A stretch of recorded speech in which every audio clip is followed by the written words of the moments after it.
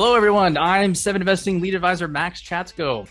I cover biotech and renewable energy here at Seven Investing. And if you can't tell by now, I'm using all of my podcast slots to get into the wondrous world of synthetic biology. And today I'm joined by Dan the Man Widmeyer, the CEO and co-founder of Bolt Threads. Dan, thanks for joining me today. Wonderful to be here, Max, and thanks for having me. So Bolt Threads is a materials company, and it's using synthetic biology to improve the sustainability of consumer products and fashion, apparel, cosmetics, personal care brands, and other such industries. And you guys have three different materials that you use: micro silk, bee silk protein, and Milo. And I think just to set the stage for this conversation, it helps if I give a little introduction to each of these for listeners, and we'll go from there. So first, Bolt Threads has micro silk, and this is a spider silk protein, but it's made with genetically engineered yeast. You can grow it with spiders, but they're territorial. They fight to the death. It's really hard to scale up, basically impossible. So that doesn't really work out. I think there was another startup back in the day. I don't even know if they're still around, somewhere in Europe, and they were genetically engineered goats to make it through goat milk, and they would put it on a big spool. Again, that isn't really great for scaling that up either. But fermentation on paper, great for scaling up and reaching large economies of scale. So that's why the company went with that direction. And this is for materials applications, namely clothing and apparel and so forth. And actually years ago, this material debuted and it kind of came outside of the lab. Bolt Threads offered and introduced 50 limited edition spider silk neckties. And I only bring this up because the late, great Stan Lee got #1, and I, the lowly Max Chatsko, got number 27. So I think I'm just as important almost as Stan Lee, just to bring that up. Second, Bolt Threads has bee silk protein. This kind of sprung out of the research from micro silk, but it's a novel cosmetic ingredient. So it's used in skin and hair care products. And this can be used to replace keratin, which is derived from animals. So this is much more vegan friendly. And it can also be used to replace silicone, which is a synthetic polymer. So it's more sustainable. And third, not last, not least, Milo. And this is quite different from the silk products. And this is a mycelium produced material, and it can be used to replace leather. Bolt Threads uses the term unleathering, which is a pretty great term. I like that. And this launched in 2018, I believe, but it later had a group of companies, world-renowned companies, that had a vested interest in sustainable materials. And all these companies are on board. So Adidas recently launched a Stan Smith Milo shoe for that application. Lululemon, just recently, I think in July, launched a Milo yoga mat. And I believe in 2022, they're gearing up to launch a yoga bag and a duffel bag with Milo materials as well. So any listeners out there that need a gift for their significant other or themselves, keep that on your calendar. And then the two luxury fashion brands, Stella McCartney and Kering, also on board for Milo. And Milo's actually already been on the runway with Stella McCartney. So that's pretty interesting to note. So you have micro silk, bee silk protein, and Milo. Now, Dan, a lot of parents say they don't have a favorite child, and we all know that's a lie. So which of these materials is your favorite from Bolt Threads? Well, the funny thing here is, those are the three we've put, as I term it, we put something in the hands of consumers at some scale with each of those. We've got like a dozen that we've made prototype products from in our little product studio, where we made like kilogram scale quantities of a biomaterial. And for one reason or another, they're still on the shelf there. We can evaluate whether they're good, bad, or ugly.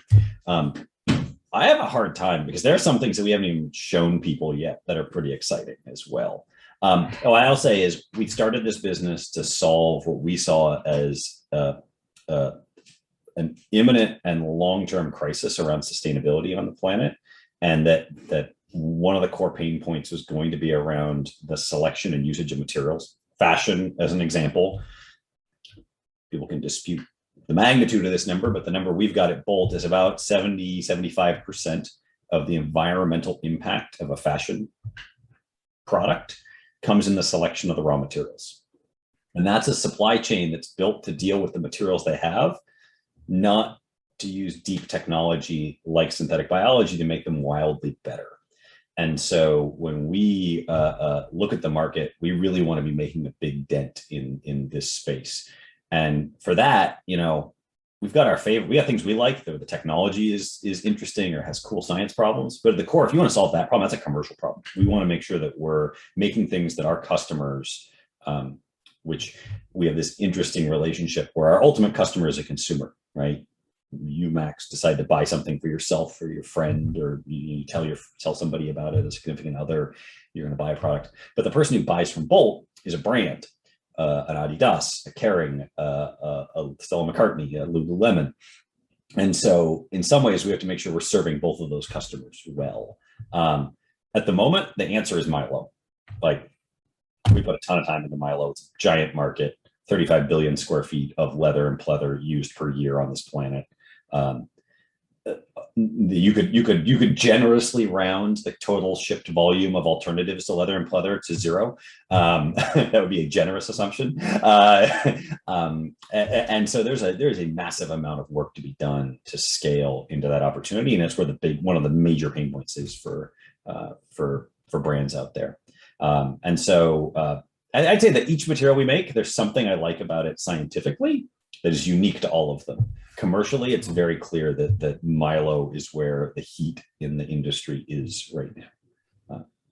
And that's interesting too. I mean, one of the things that's different about materials is it's something that consumers can hold, mm-hmm. they can interact with. If it's an ingredient that gets put into a cosmetic product or a food of some kind, and it kind of just gets like hidden away on the ingredients label next to all the other ingredients, and maybe the chemical name is listed, it doesn't really mean anything, it doesn't stand out to consumers. There's ways to do that with marketing and so forth, but a material, like, you can get value out of a yoga mat or your new shoes or something like that, but this also go ahead. Consider it, we use the term visible technology there, right? It's a visible technology. Someone picks it up, like the example we've used in the past is like not the original, but the Nike Air, when they had that air pump. Pocket, or the pump, right? It's like a visible technology. Like you see it and you experience it, and you don't need to like trust someone's story about it. I mean, you kind of do a little bit because yes, they have to believe it works, right? But you can see it, as opposed to something like an ingredient where you're like, a high potency sweet artificial sweetener. You're like, oh, it tastes sweet, I guess. I don't know, seems fine. You kind of just believe it. And it's interesting, we actually straddle that boundary with bee silk, because bee silk is an ingredient that someone puts in, and there's storytelling around it. I think there's an interesting story around bee silk and how we stumbled into that, where a bunch of smart people would constantly be picking up powder we'd give them, and they're like, but it just feels right. And we're like, what does that mean? Put some stupid numbers on. Tell us, dummy scientists, like a KPI we can go after. Like, it feels good. I mean, this is the great frustration of making materials for the consumer industry. Over time, as a scientist, is the critical determinant of value is not numerical oftentimes. But we've gotten smart. We've gotten smart about that as time has gone on. But yeah, it's very true. Like, making materials, part of what appeals to me and to I think the people who come and work at Bolt is, at the end of the day, you can go home and point to something and be like, see that Stan Smith? It says Milo on it. It's got our stuff in it. You can see it right there. And everybody understands that. And that probably does that present different scale up challenges as well when you're working with materials compared to, maybe more traditional fermentation? Do you need larger scales to make it economically viable, or what are some of the unique opportunities and challenges with that? Yeah, I think it doesn't, generally speaking, when it comes to biology, there's a lot of nuances to making the economics work. And I think that's been true. You've studied this field for probably as long as I have at this point. It has been a different challenge for every business out there, which in some cases is even a head scratcher on why the challenges are different. But it seems to be empirically true. I would say with materials, it adds the potential that you have a serial challenge in a way that I think this happens in other places, but it's maybe less obvious. But so take microsilk or Milo. We do a biology part where you do a bunch of fancy biology and technology and you scale it up. And then there's often a processing step that is a critical determinant of value, whether it's spinning fibers or finishing a sheet of Milo into the spec that makes the product, the sheet good, or the roll, or the fiber or yarn that a customer wants to buy and work with. And therein lies one of the great challenges of materials, is you're often solving two world-class challenges that have to be done in serial. And that, I actually think that happens more than we like to give credit for across this industry. where there's a biology step and a downstream processing step, or a finishing step, and that you have to do A, then B, then C, and they're each world-class challenges. Whereas the canonical mantra of startups is pick one really hard risk and solve it, and you back yourself into taking too hard risks. Yeah, scale up's definitely a challenge right now for the whole field. So that's interesting there. Now, Milo actually has a pretty interesting production process because it's not really fermentation, is it? I mean, you're growing mushrooms, or we might be stupid here, so I'm just going to throw that out there out front for your listeners. Right? Like we may not know what we're talking about. Like that's entirely a fair accusation here, but we think of it all as fermentation. We think of like anytime you're doing a grow step, we have a group fermentation, the same engineers pot between the various things, whether it's a large scale aerobic liquid fermentation in a stirred tank reactor for microsilk or bee silk or any other products that we make with that method. Or if you're doing, what we do for Milo, we call it solid state fermentation internally. It's still a lot of the same fundamental principles: heat removal or heat management, exchange of gases, moisture management. Like, it's not that different when you draw that on a block flow diagram. I would argue it's not that different in what you're managing. Some of the specific technologies, pump versus conveyance, I mean, that's a little different, but they're not at a fundamental level. If you think about it from a scale up engineer in the synthetic biology industry, or a synthetic biology organism engineer and scientist, it's all pretty similar, in my opinion. Okay. Which is maybe it's our uncommon belief about this, and why this is a platform over time that does more and more things. Is there are commonalities we continue to find throughout that where you could use materials evolved from 4 billion years of life on Earth to make many, many things that serve our customers. Okay, that's interesting. So as you guys knock out some of these hurdles, you can probably scale that as with other materials, some of those other ones in your pipeline that you haven't told anybody about. And I'll share something that I don't know if I've ever shared this publicly, but I probably have. Just rough timing, right? And there's company building stuff that gets layered on top of this. The times I wouldn't take this as scientific. This is Dan's anecdotal story of SynBio scale up. Microsilk took us 7 years from the first experiment to the first tie going out the door, roughly. Let's see what happened next. Milo was next. Milo took us 3 years from the first, we should do something with leather, to the first product going out the door to partners. Or is it 2 years? It was shorter. Bee silk was 1 year. And so I would make this argument that there are commonalities, there are efficiencies of scale as you continue to do more. They're maybe not as easy or as obvious as people would think when you try to pot in the examples from electrical engineering and other fields. Right? It's not lithography, but there are clearly things that you can use time and again to be faster, cheaper, better each time around. And then, so you guys, you just said you're talking, a lot of the materials you guys make are really focused right now on the B2B supply. So your customers are other businesses. Is that ever going to change? Are you ever looking at maybe also launching some wholly owned brands, maybe in cosmetics or apparel or anything? Yeah, we do that. We've done that over time. We've had, we've done that in the past. I won't be surprised if we dabble with that in the future. I think what we found is that what's really hard to do is to run a focused direct-to-consumer brand with the right talent and the right, we'll call it 2 feet in the fire, in it to win it motivation to do both the things at once, DTC and B2B.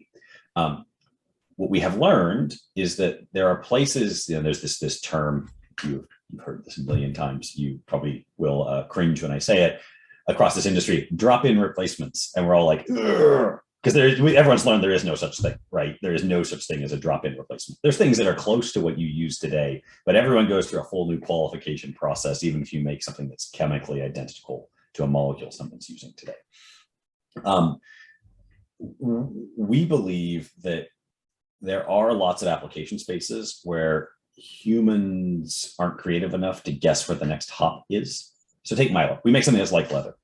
Could we do things that are a little different that haven't been seen before? Heck yeah, it's a technology stack. There's lots of cool stuff we've done. No customer is asking for or can conceptualize what to ask for that's not leather, because that's where their head's at today. Same is true in fibers, right? The number one request we used to get in the beginning of microsilk was, I would like merino wool, but cheaper. That was like, you can have anything. That was the ask. And you're like, that's not very creative. But I get it, right? Like humans are good at incrementally innovating on something they know, not, there's very few people who are good at striking out into white space and correctly guessing the future on a product. I'm coming back to your DTC question. We think that at times we stumble upon those things at Bolt, and those are places we're happy to go do experiments with direct-to-consumer brands to validate, at least validate a market space. And the example I'll give here is when we got into the beauty and personal care business. We didn't really have a lot of traction of people wanting to use bee silk in their products because it was new and it was weird. And like, why would I want a vegan protein? And it's not a protein I know. I use collagen or keratin. You've got silk, I don't know, spider silk at that. That must be different. So we did a small brand called 18B for skincare. We ran it for, I don't know, year, 18 months, shipped, thousands, tens of thousands of units, did the formulation. We kind of learned everything about that industry through doing it and built that product market fit. At the core, that business could appeal, it's a brand, and that brand will appeal to a consumer based on how you set up the product and brand marketing.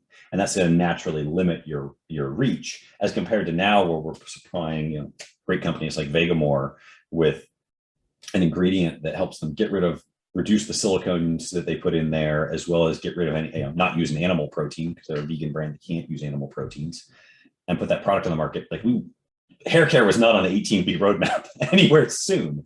And that allowed us to move into that space. So we think that it's a great way in the 21st century to go faster than ever to see if a consumer likes the value proposition of a product. It is a hard thing to scale without a lot of dedicated resources. So long-winded answer, I think we will do lots of experiments. Will we ever have a big wholly owned brand? I don't know. Maybe not. Well, that's interesting though. You brought up the drop-in. I guess that term probably goes back to like biofuels, like way back. We're going to need drop-in fuels for aviation and whatever, yeah, right? Why not? You just switch from this pipe to that pipe, right? Yeah, it's so easy. And obviously, a lot of that didn't really work out. And then we kind of saw that term also work its way into a lot of these other ingredient applications. And you're right, that's probably not the best fit. But that's interesting. So you can maybe scale in B2B and then selectively shoot your shots at some of the white space if you guys see that internally, if you guys want to go and scale something in that area. And you can validate, like what we're really sure you can do if you do direct to consumer product is you can build the infrastructure is there for you and I could go build a direct to consumer brand faster than ever before in human history, right? You and I, we could have a t-shirt shop, with 0 things we do on Shopify by the end of today if we really want to, right? It's hard to scale it, right? Like it's easy to start it, hard to scale it, but you can get representative, valid consumer data on a product faster than ever.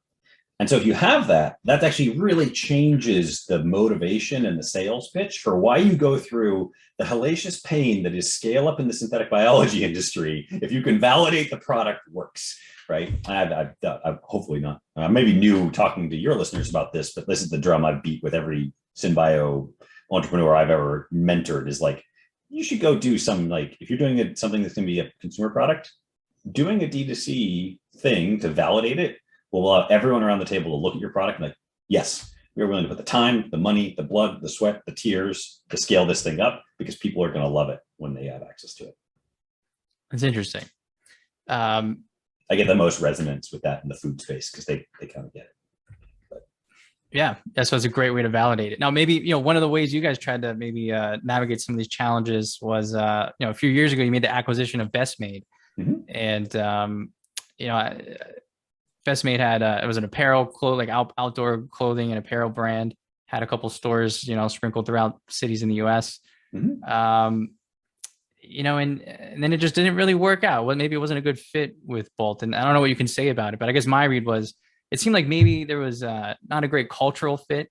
I think like my read on Best Made was they were more like creative types, maybe not the best at selling things, or that wasn't really their cup of tea. And then you guys are also a different brand in terms of you're more technology based on the process and the science involved. So I know in 2021 we're only allowed to talk about like stocks only go up and all the good things that happen. But I Yeah. think there's a lot of interesting, lessons maybe for any entrepreneurs or investors that are interested in this space from, maybe some things that you guys learned. So, what was the original vision when you guys acquired Best Made? And maybe what are some of the lessons you guys learned from that experience, and how does it really shape your strategy going forward? Yeah, I mean, I think it really connects the same idea here. You could validate a market, right?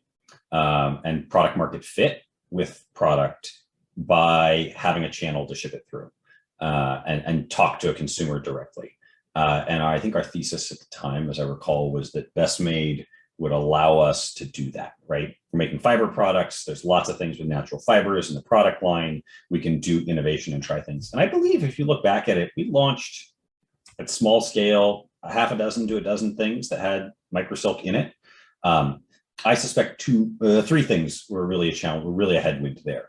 And I'll leave the last one for the one that I think was the most important for thinking about this. And I've already mentioned it, but I'll reiterate it.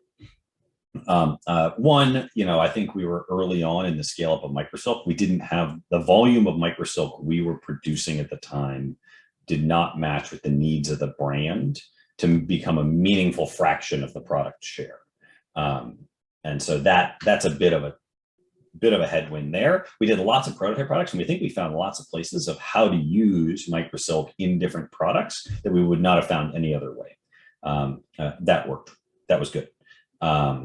Wish we had more microsilk to send to stuff. We did a launch of we did some hats that were the first product we launched. Then were some hats that were, I think they were 60% microsilk or 50% microsilk, 50% wool. It came up with some cool tech for how we could use microsilk with the yarns to get some interesting features. The product sold out in like 4 hours online at some crazy high price. Yeah. The hope was we could do more of those. I think the reality was it became a challenge to be able to supply as much fiber as they were going to need to do that. I think the other part is that the brand was geographically separated from Bolt, and grew to be bigger than we probably could manage while trying to grow a material supply business and go through the challenges to scale up as well. So it was taking kind of a split of management's time to look at both businesses simultaneously. That therein lies one of the hardest challenges of having a big direct-to-consumer business within a synthetic biology business, because you're spending half your time thinking about four-wall margin contribution, growth, the customer journey online, while also trying to then scale up a biomaterial. And that was stuff that was just that would not let you focus on, are you continuing to innovate on product market fit for the underlying microsilk or anything else we come up with over time. And then, was, I think at the core though, that dovetails. They're really different businesses. Do you have the resources to invest in consumer? And consumers change quite a bit, to be in it to win it as a direct-to-consumer business. And I think you're seeing this actually, what was it, this week that Allbirds and Warby Parker, or last week, filed to go public. There was a phase when those companies and a couple others like them, Casper and others, went through what we call the logarithmic growth phase of social media marketing. There was a period of time where you had an arbitrage that was roughly 10 to 1 on the price of ads online and the effectiveness of targeting them. You were getting like 10x your return per dollar compared to traditional channels. And it looked like direct consumer businesses online would just take over the world, because you could basically blanket the marketing at a vastly more effective rate. That arbitrage window slammed shut, and it wasn't just Best Made. There were lots of businesses that got hit by that. If you look at it today, the economics of DTC brands through the growth phase is not very good. Everything is pay to play right now in a way that makes it hard to grow those businesses. And that's the kind of challenge that you take on. That you need, if you're going to do that, you need to put a lot of resources in your whole team around solving that, not also solving a scale-up issue in synthetic biology. Yeah, that's interesting. I mean, we've seen, Dollar Shave Club, right? It was always online, direct to consumer. And then now we see them at, pharmacies and other retail stores. So they kind of I realize maybe you need both strategies or something, and it's probably not as great of margins, all around anymore. Um, Well, yes. and I think that's part of why they sold. Didn't they sell to Gillette? Well, they were at, I think Unilever acquired them, right? Back in the Yeah, day. I well, don't know if it they, was Harry's and Dollar Shave each hmm. took one, and Harry's is the one that got rejected by the FTC. But you're right. Like, I think that, like, hey, wait, there's headwinds to growing this all online. We need, I mean, this was the analysis of the two recent IPO filings from Warby and Allbirds was online's great. The future is retail for us. And that's just a different, it's just a different commitment to grow that and serve your customer well. So as a materials supply business, one thing I've always liked about Bolt is you guys don't really shy away from talking about the technology and the processes involved. And, maybe that sounds like a secondary thing to bring up in 2021, but, back in the day, not that long ago, a few years ago, I mean, there was still a lot of concern or questions about, genetically modified organisms, GMOs, or, the term synthetic biology still had that like nails on a chalkboard connotation, I think, in a lot of conversations. And I think maybe we're moving away from that a little bit more. But I've always liked how you guys don't shy away from that. There's other companies in the space that, they hid behind other terms like, oh, plant-based materials. Don't worry about it. It's all we do. So do you guys have any, do you encounter that issue selling to other brands or, um, you know, Not not anymore. We used to see it more. Our take, so part of the thank you for that. Part of the reason we've been very straightforward was we did a quick analysis internally.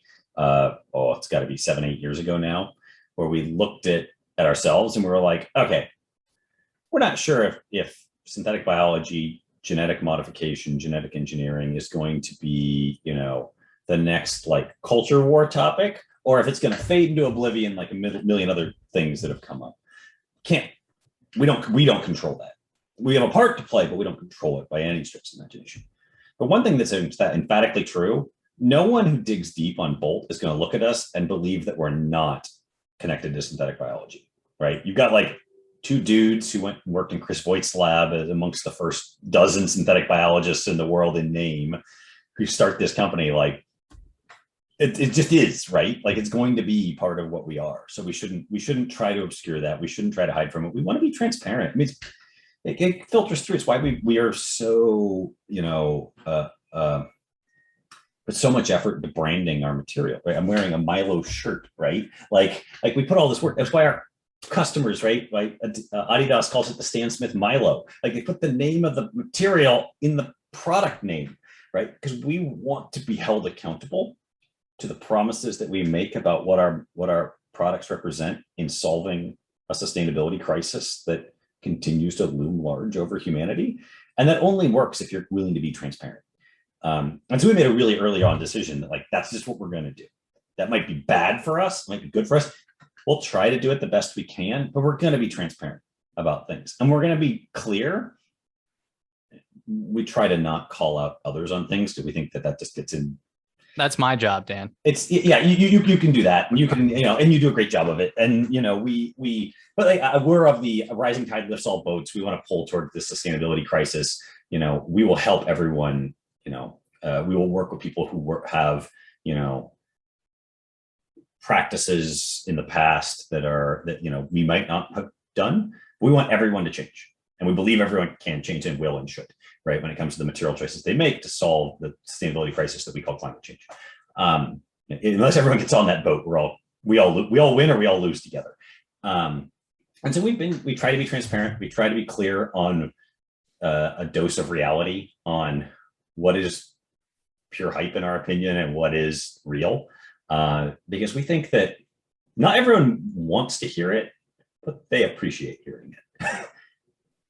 Yeah, it's interesting too. I mean, in the markets that you guys are targeting, it almost seems like, there's like ideological at different ends of the spectrum, right? People who are maybe more vegan friendly and go towards those types of products maybe aren't associated with like, let's use synthetic biology for these products as well. But objectively speaking, just, living technology is kind of the term I start using, but Yeah.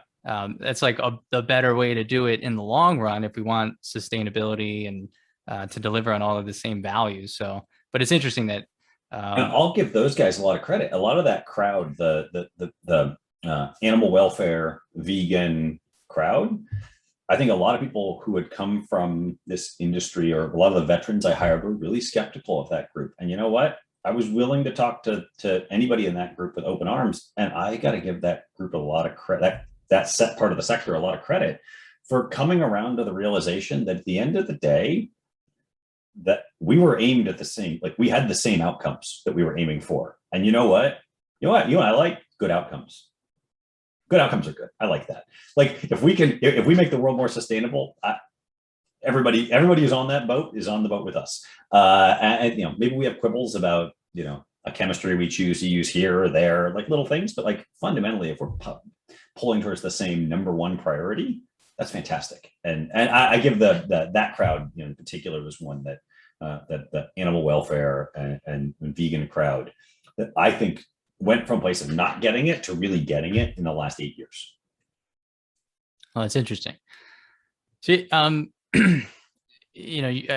you said, your main focus is as a material supply company, and so how much focus do you guys do on developing these things internally versus using other tools? Because you recently announced just a collaboration with Ginkgo Bioworks, and that's I think specifically for bee silk protein, not everything in at Bolt Threads. So how much do you guys? How do you make those decisions between internal versus external, or I'd like to say we have like a really clear, like articulatable, defined process for it. I mean, it comes down to even very well-funded startups have limitations on how many things they can do. It goes back to the best mates discussion. Can you run 2 different businesses at once with one management team? You need a lot of resources to do it. Can you develop multiple materials at once? You'd need a lot of resources to do it, and very sophisticated processes and structure.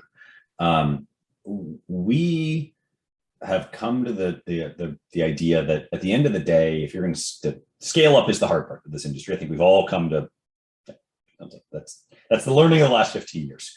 Money goes into scale up. It's where you waste a lot of money and this either works or doesn't work.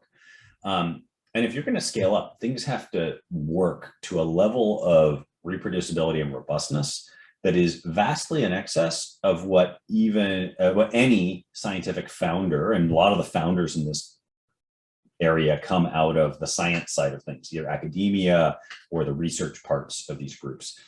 The conception, and I'm one of them, the conception of what you need to be scalable is way off in terms of how well defined the process, how mature it has to be, how reproducible. What we have found that when you work with partners outside, it helps pull you forward in the ability to describe what you have to do to an outside party, get it up to speed, select technologies that are mature enough to be reproducible, orderable, hopefully off the shelf, often not, but engineerable, installable, you can commission them, set them up and run them. And so we skew there on most of those areas. We will invent things begrudgingly if we have to. We think of ourselves more as integrators than pioneers in most of the areas we work in, if we can do it. Now, there are places where things are a critical determinant of quality for the product or the economics, and we will invent something there. But that's where the invention should happen. And I would hearken this back to graduate school, to a problem that is now will sound, if any of your listeners are scientists, this will sound like back in the olden days when I walked 8 miles up the hill both ways to school in the snow. You used to spend, as a student, the vast preponderance of your time on making the DNA be the sequence you wanted it to be, to the point, and then you would do your experiment, to the point where most of us who were trained back then, what you actually were good at is making DNA to a specific sequence, which is like an archaic skill that doesn't even matter anymore because you can order it, right? Not actually doing the experiment you set out to do that you were making your plasmid or your integration cassette to go do. And I think that that's what happens in the synthetic biology side and has been revolutionized. I think that's all. Take that forward. Don't spend all your time trying to make the DNA right. Working with partners is a way to find others who can plug in the reusable parts and go faster to solve the thing you actually want to solve, not get caught up in some minutia on the way there. That's interesting. Yeah. Definitely, scale up is a big hurdle, and I mean, we're seeing this now. There's like a maturation, I guess, across the field. But yeah, when you're a new startup, you mostly have like a lab trick, is what I call it. Yep. And I think there is a significant underappreciation of how difficult it is to actually put products in the market, and not only do that, but do that sustainably and maybe even eventually generate, profits, cash flows. The whole point of a business. I mean, do you know anybody at all in the synthetic biology marketplace today at any reasonable scale who's making margin? Not like an operating margin, no.